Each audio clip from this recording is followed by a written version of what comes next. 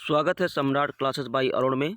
UP TET 2026 के उच्च प्राथमिक स्तर में विज्ञान संकाय में एक टॉपिक है ऊर्जा के वैकल्पिक स्रोत। उसमें से महत्वपूर्ण हमने 20 प्रश्न लिए हैं। इसमें से पहला प्रश्न है सौर ऊर्जा किससे प्राप्त होती है? चंद्रमा से, सूर्य से, जल से, वायु से। तो इसमें बी नंबर ऑप्शन है सूर्य और सी टेट 2021 में पूछा गया प्रश्न है। प्रश्न नंबर दूसरा है बायोगैस का मुख्य घटक क्या है? तो इसमें ऑक्सीजन है, नाइट्रोजन, मीथेन, हाइड्रोजन।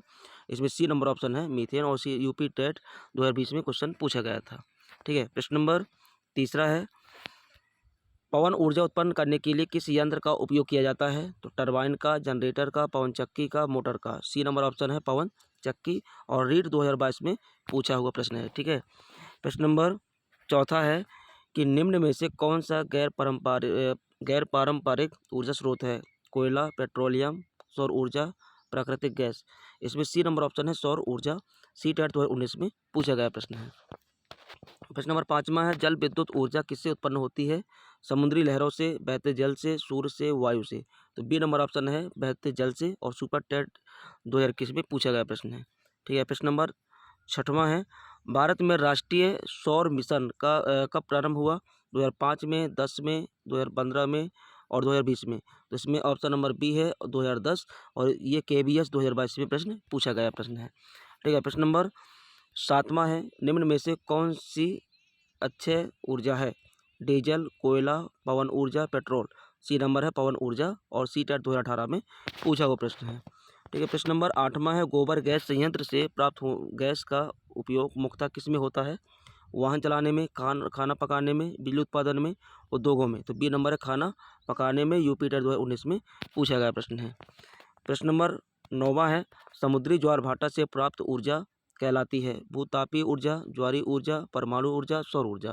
तो इसमें बी नंबर है ज्वारीय ऊर्जा और रीट 2021 में पूछा गया प्रश्न है। प्रश्न नंबर 10वां है भूतापीय ऊर्जा का स्रोत क्या है? पृथ्वी की आंतरिक ऊष्मा, सूर्य, जल और वायु। इसमें ए नंबर ऑप्शन है पृथ्वी की आंतरिक ऊष्मा। सी टेट 2023 में क्वेश्चन पूछा गया था। प्रश्न नंबर 11वां है सौर कुकर में किस प्रकार का दर्पण प्रयोग किया जाता है? तो इसमें से ऑप्शन है समतल, उत्तल, अवतल, बेलनाकार। तो इसमें सी नंबर है अवतल और यूपी टेट 2021 में क्वेश्चन पूछा गया था। प्रश्न नंबर 12वां है बायोगैस ऊर्जा का उदाहरण है?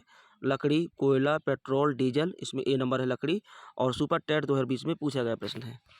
और प्रश्न नंबर 13वां ऊर्जा का वह स्रोत जो समाप्त नहीं होता क्या कहलाता है? अनवीकरणीय, अक्षय, जीवाश्म, पारंपरिक। तो बी नंबर है अक्षय और यूसी टेट 2022 में पूछा गया प्रश्न है।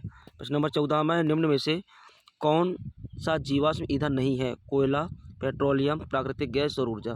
इसमें डी नंबर है सौर ऊर्जा।